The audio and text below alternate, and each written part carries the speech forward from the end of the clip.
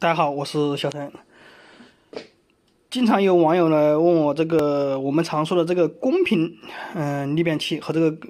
高频逆变器有什么区别啊？因为它们输出的都是正弦波220伏的交流电，为什么还分这个高频和公频？那么今天刚好呢，我修了一个房车上面用的这个一体逆变器啊，来给大家做一个简单的讲解啊，就说怎么去区分是高频正弦波逆变器还是公频正弦波逆变器啊？那么说到这里呢，其实我们应该知道啊，我们在常常说的这个电源中啊，有这个开关电源和这个线性电源。其实这个逆变器啊，它就和那个有一点区别。我们的高频逆变器呢，就相当于开关电源；我们的公频逆变器呢，相当于我们的线性电源。那么为什么这么说呢？因为我们的这个高频逆变器啊，它和开关电源一样，它也是有开关管和这个开关变压器。它呢是把这个电平输入的这个直流电呢，通过这个开关管和开关变压器把这个电压呢升高，升到一个300多伏左右的直流电，然后呢通过这个 H 桥的管子去把这个直流电变成交流电，这个就是高频逆变器的一个工作原理。那么我们这个公频的逆变器它的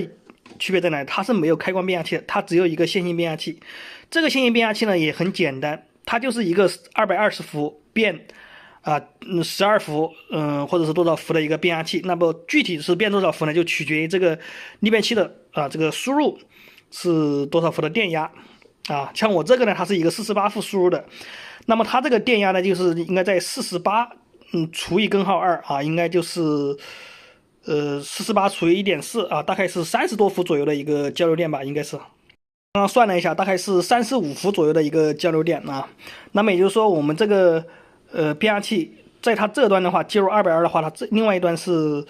输出35伏的交流电。那么我们就想一下，如果我们把输出这端接上一个35伏的交流电，那么它的输出是不是就是220伏？那么我们的公频正弦波逆变器就是利用这个原理。那么它首先进来是把这个直流电通过这个下面的这个 H 桥，把它变成什么呢？变成35伏左右的交流电然后它把这个信号加到这个变压器上面，那么另一端就是输出220伏的交流电，这个就是公频逆变器。它整个逆变器里面它是没有高频信号的，它不需要有开关管。总的来说就是说，我们的高频逆变器是先把电压升起来，然后把升起来的直流电变成交流电。那么我们这个呢是把输入的直流电首先变成交流电，然后再通过这个线性变压器去升压，升到220伏。这就是一个公频正弦波逆变器和一个高频正弦波逆变器的区别。那么往往我们说，其实耐用的话是我们这种公频的正弦波逆变器，但它有个缺点就是这个损耗大，因为我们常说嘛，这个线性电源嘛，它的这个损耗也大，就转换率低。但耐用程度的话，这种公频的逆变器肯定是耐用，因为它整个电源没有这个高频信号，而且它没有这些开关管因为我们这个高频逆变器容易坏的就是这个开关管，而且它这个 H 桥的电路像以我这个机子为例的话，它供电是48伏，它这个 H 桥它这个管子耐压它非常低，所以说不容易损坏。你像我们这个的话，一般升到360-370伏，那么这个大管子就要耐压在370-380伏以上